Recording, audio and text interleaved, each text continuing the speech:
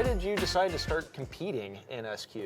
So, Jacob, so the competition thing really sparked my interest when we decided to hold a competition here. It wasn't really something I had on my mind.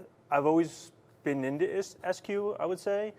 I guess I started out more like SQL, like a lot of us, we wanted just a sub in the trunk. Mm-hmm. I had a Grand Marquis that had a 15 in a ported box that, I don't know, I never measured it, but it probably did somewhere close to 140. And then the car I got after that, which is my Civic, I downgraded to a sealed sub and just a component set up front.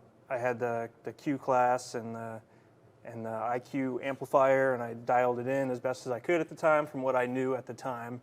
And I wanted something that I could essentially, like what we were talking about, recreate a natural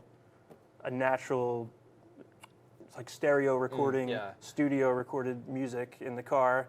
That's what I really wanted to do. And then when the opportunity came up, hey, we have a sound quality competition, I signed up for it, and I knew that I needed to make some upgrades, and then I just spiraled down the hill into SQ and into the depths of the DIY mobile audio and all that stuff. And it just spiraled, and it's just never-ending nights in the garage. So yeah, dude, that's how it went for me. All of those like 1 p.m. or 1 a.m. adventures that are, it's always like, hey, I'll be home in 30 minutes, and then I end up sitting in my truck until like 8 p.m. and then there's something else I want to change, and it never ends. Yeah. But so for me, I started out in tech support, knowing or like learning about SQ basically. So when we work in tech support here at KICKER, we have to cover all of our products going all the way back to the inception of the company. So like the original gold letter comps, we still have to support those. The original like L7s and comp VRs and stuff like that. But because we supported all those really old products, we had like this collection of old information. So we still have all the old hard print like product manuals upstairs in tech support.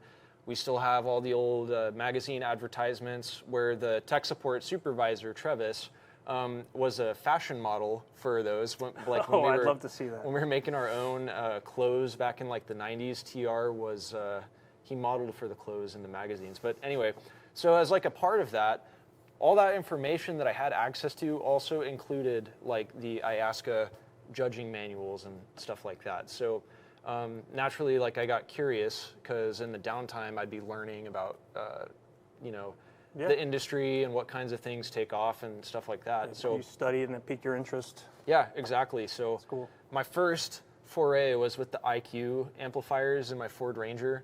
Mm-hmm. And I really like had no idea what I was doing at that time, but I knew what time delay was and I knew that I wanted to use it. But yeah, it just kind of blossomed from there and like slowly grew into a passion for SQ. I'm curious, how were you tuning back then when you first started?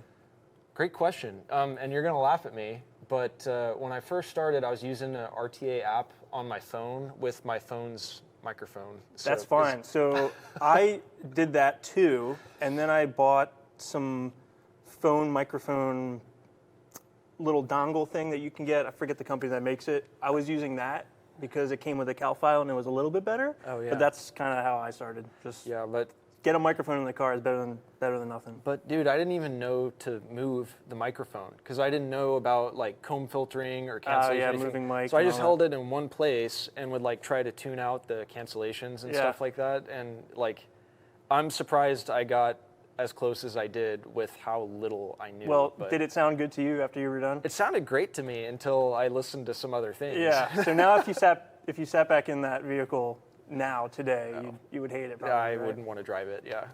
Let's be honest. So that's what happens to everybody. You get to a point where you don't think it's good enough, and you keep going. You keep trying to chase perfection. Yeah, it's like if you're into like wrenching on cars and mechanics and stuff like that, then you're 100% going to get sucked into the SQ rabbit hole. Yeah. So this year opened up a lot of doors for me, and I know it did for you too, because up until this year, we had never competed in any competitions. And that was always something I wanted to do since I started reading these manuals in tech support. But all of the competitions that I knew of were like 4 hours away, and my truck wasn't reliable to make it out there. So it just kind of seemed like unachievable for me at the time. But then Ernie and a bunch of the other guys here at the headquarters put together this awesome plan for SQ at HQ and brought the competition to us. And at that point I was like, well, there's no reason not to do it now. So started me on this whole journey of like fabricating and constructing stuff for my truck. And same thing for you, right? Like you built pillars and a front sub. Yeah, and everything. I did. Yeah, within like 3 months and a trip to Asia and back, I did a trunk baffle subwoofer, a front subwoofer, and fiberglass, and I built the pillars. And I was just endless nights in the garage.